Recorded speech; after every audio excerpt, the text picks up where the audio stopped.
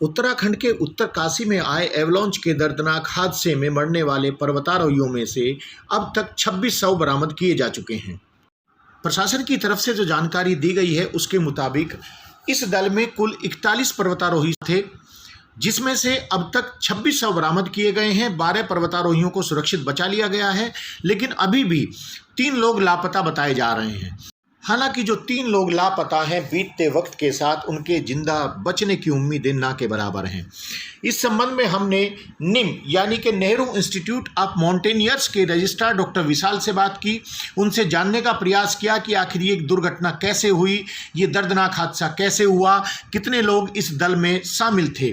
सुनिए डॉक्टर विशाल ने क्या कहा। विशाल साहब, मैं जानना चाहूंगा कि ये जो टोटल ग्रुप था नेहरू इंस्टीट्यूट ऑफ माउंटेनियर का, इसमें कितने पर्वतारोही थे, कितने लोग थे टोटल? सर 54 तो पर्वतारोही थे जो ट्रेनीज थे जी, और 7 इंस्ट्रक्टर्स थे जी। ये किस डेट को माउंटेन के लिए गए? जी, माउंटेनिंग के लिए किस डेट को निकले थे रजिस्ट्रार साहब? 23 सितंबर को। 23 सितंबर को। तो ये जो घटना हुई है, किस डेट की घटना है ये 4 अक्टूबर की। कहाँ पे हुई है 4 अक्टूबर को? ये डोकरानी बाबा की एक जगह है, लोकेशन है उत्तरकाशी के आगे जी। वहां पर माउंट द्रौपदी का डांडा जी 2, उसका पीक का नाम है माउंट द्रौपदी का डांडा 2। जी। हाँ हाँ, तो इसमें हुआ है। इसमें क्या होता है सर, मैं आपको बताऊं कि जो भी जैसे कोई भी पर्वतारोही दल जाता है तो पहले बेस कैंप पहुंचता है जी।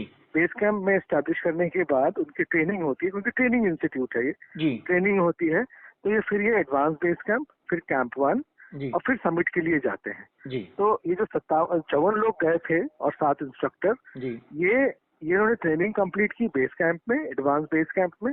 और जब ये कैंप 1 से आगे समिट कैंप के लिए जा रहे थे तो उसमें जो संख्या थी उसमें थे 34 स्टूडेंट और 7 इंस्ट्रक्टर्स, 41 टोटल।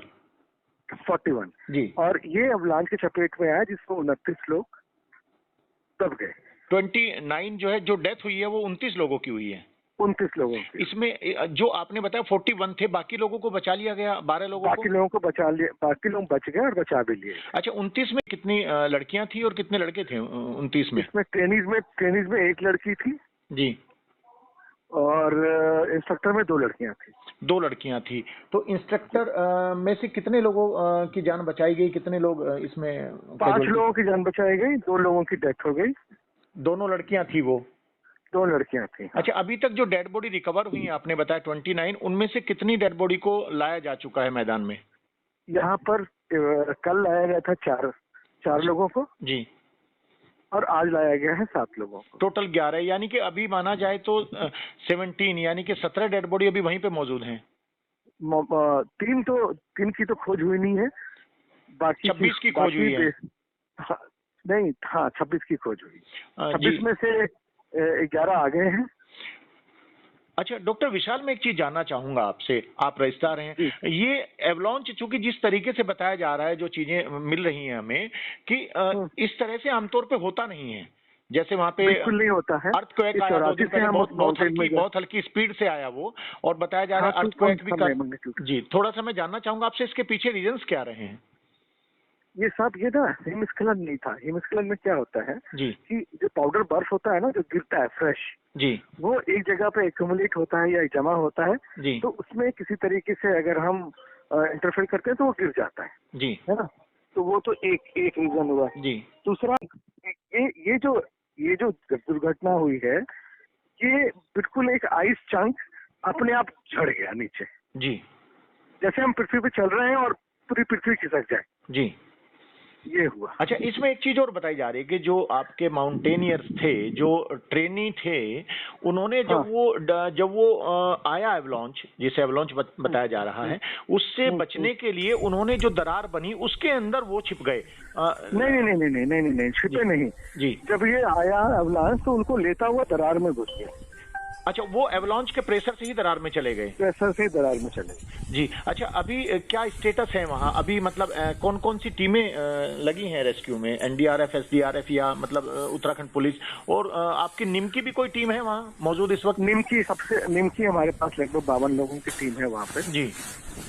और इसके अलावा एसडीआरएफ है, इसके अलावा इंडियन आर्मी है, इसके अलावा एक इंडियन आर्मी की एक स्पेशल फोर्स है जिसको हॉस बोलते हैं, हाई एल्टीट्यूड वॉरफेयर स्कूल जी। वहाँ के लगभग 14 लोग हैं।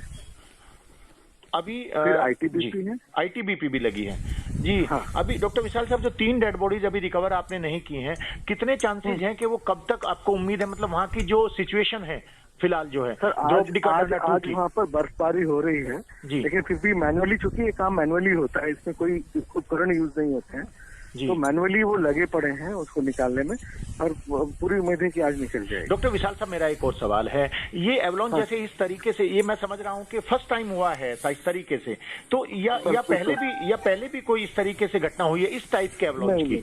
बिल्कुल नहीं। इससे पहले कभी नहीं हुआ? कभी नहीं। तो निम क्या ये मानता है कि जो अर्थक्वेक को जिम्मेदार माना जा रहा है कुछ खबरों में, नहीं, वो नहीं है? बिल्कुल बिल्कुल नहीं। अच्छा, कुछ एक चीज और सामने आ रही है डॉक्टर विशाल साहब, कि जब वो पर्वतारोही चल रहे थे माउंटेनियर, उस बर्फ के ऊपर जो बर्फ का जो पाउडर था उनके पैरों के नीचे, या पहले जो बर्फ जमी थी वो, उसके ऊपर भी प्रेशर पड़ा। तो क्या इस चीज में सच्चाई है कि जो चल रहे थे वो लोग, उनके चलने से भी प्रेशर पड़ा जिससे वो ब्लास्ट हुआ या फिर वो डिवाइड हुआ? नहीं, बिल्कुल नहीं।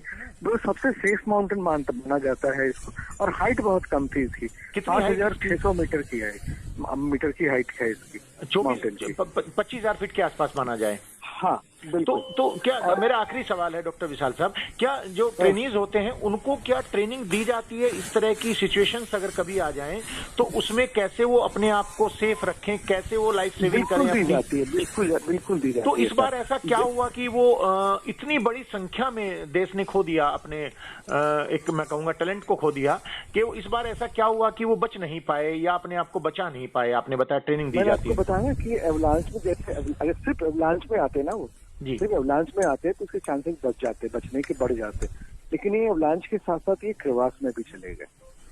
किसमें? मैं रिपीट चाहूंगा, आप रिपीट करें एक बार। Crevasse ji. Thank you doctor विशाल। आपने सुना कि निम के रजिस्ट्रार डॉक्टर विशाल ने जो जानकारी मिडनाइट एक्सप्रेस को दी, उसके मुताबिक ये सब जो हुआ वो अचानक से हुआ। ये जो एवलॉन्च आया इसकी बिल्कुल भी किसी को उम्मीद नहीं थी। उन्होंने कहा कि ये एक इस तरीके से था कि जैसे आप कहीं चल रहे हो और चलते चलते जमीन 2 भागों में बढ़ जाए और आप उसके अंदर समा जाएं। उत्तर काशी के ग्लेशियर द्रौपदी का डांडा 2 में आए इस एवलॉन्च में रेस्क्यू में लगे सभी टीमों की पहली प्राथमिकता वहां बचे हुई डेड बॉडी, जो पर्वतारोहियों के शव हैं, उनको नीचे लाने की है। टीमों की प्राथमिकता ये भी है कि जो पर्वतारोही अभी तक लापता हैं, यदि वो जिंदा हैं तो उनको तलाश किया जाए, या फिर यदि वो जिंदा नहीं बचे हैं तो उनके शवों को भी वहां से रिकवर किया जाए। रेस्क्यू में लगी सभी टीमें युद्ध स्तर पर अपना काम जारी रख रही हैं। इस प्राकृतिक आपदा के बारे में और अधिक जानकारी के लिए आप मिडनाइट एक्सप्रेस से जुड़े रहें। जैसे जैसे हमारे पास सूचनाएं आती रहेंगी, जैसे जैसे हमें समाचार मिलते रहेंगे, हम पल पल की खबर आप तक पहुंचाते रहेंगे। Midnight express.